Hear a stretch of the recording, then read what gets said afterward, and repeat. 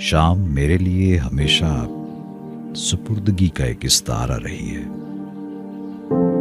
दिन भर के कामकाज, खुशी, उदासी, सभी जमा तफरीक शाम की गठरी में बांधकर रात के हवाले कर दिए जाते हैं।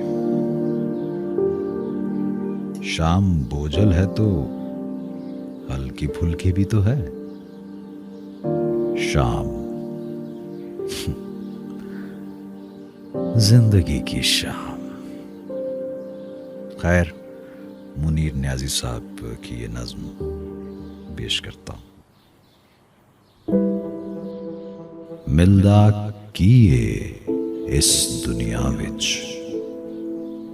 रुत एक नवी जवानी दी, हौके परंदी प्यार करन दी, अखां दी नादानी दी। बाकी उम्र ते बस फिर एवें नसदियां भजदियां लंघदी ए। दूर दराज दियां सोचां अंदर रोंदियां हसदियां लंघदी ए। भुलदे जांदे ख्वाबां दे अक्सां नूं लभदियां लंघदी ए।